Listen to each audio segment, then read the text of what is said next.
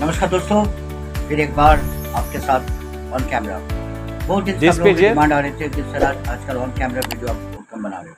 Yes, मैं admit कर रहा हूँ कि पहले मैं ऑन कैमरा वीडियो ज़्यादा डाला करता था, बट आजकल मैं ऑन स्क्रीन वीडियो कम बना रहा हूँ।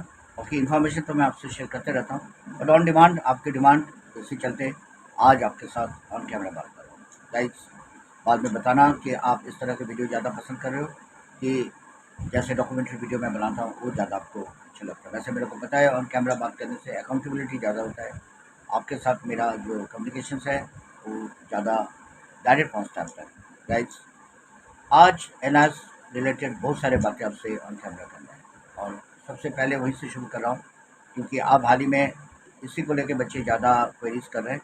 वो है stream to admission.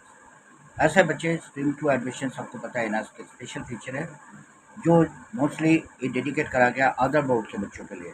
CBSE, ICSE, different state board के बच्चे जो फेल हो जाते हैं और वो सोचता है किस तरह मैं अपना साल बचाऊं, 2026 के अंदर अपना क्वालिफिकेशन को कंप्लीट करूं।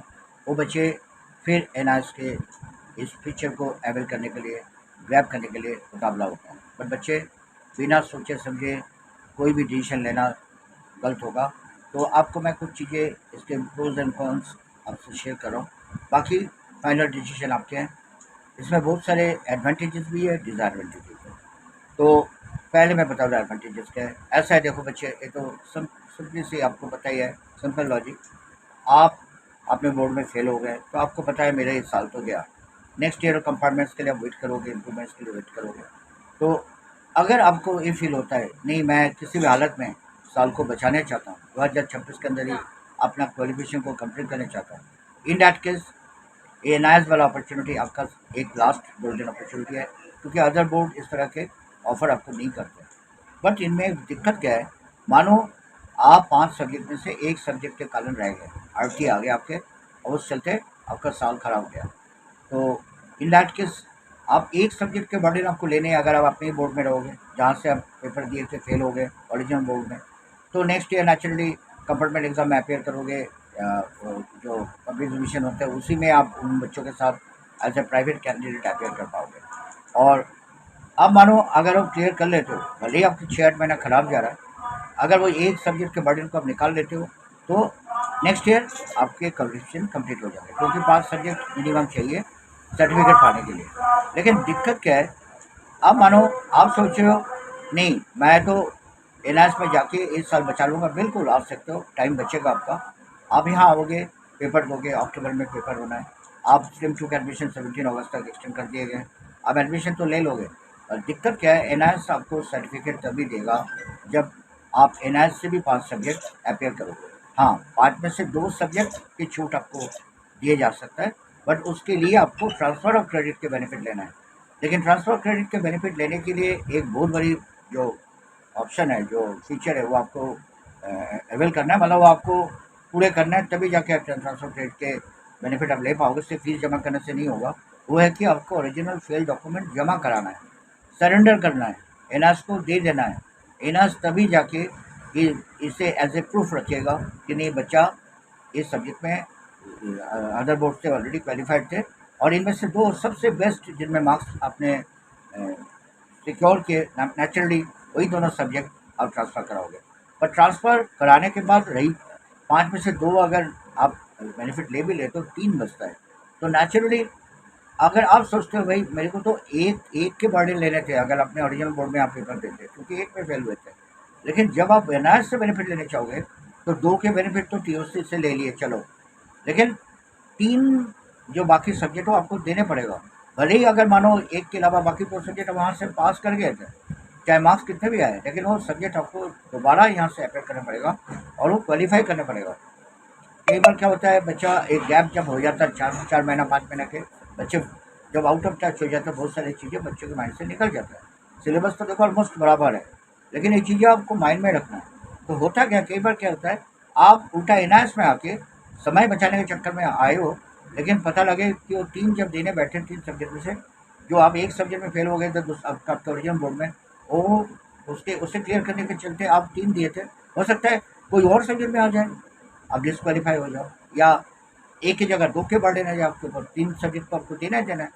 फिर होगा क्या, क्योंकि ओरिजिनल डॉक्यूमेंट आपने सरेंडर कर दिया, आपके पास वो डॉक्यूमेंट भी नहीं है, तो आप करोगे क्या, आप अब एनआरसी के ऊपर डिपेंडेंट हो जाओगे। ठीक है, ये एक दिक्कत है। तो इसी वजह से बार बार सोचे समझे डिसीजन लेना। हाँ, जो बच्चे कॉन्फिडेंट हो, नहीं सर मेरे तो बाकी सब्जेक्ट की पूरी तरह से तैयार है, और जो सब्जेक्ट मैं फेल हो गया हूँ उससे भी मैंने तैयारी कर ली है, तभी तुम दो। हाँ, उसमें ही एक बेनिफिट है, अगर आप पास हो जाओगे तो दिसंबर तक आपके रिजल्ट आपके हाथ में आ जाना है, और उससे क्या होगा, आपको अगले मार्च अप्रैल तक वेट नहीं करना है, और आपके क्वालिफिकेशन को आप एनआईएस के बोर्ड के बिहाफ पे आप क्वालिफाई हो जाओगे, आपको सर्टिफिकेट इशू कराया जाएगा, जिस सर्टिफिकेट को लेके आगे हायर एजुकेशन में आप जा सकते हो। ये तो गया ये वाले पहले वाले मुद्दा।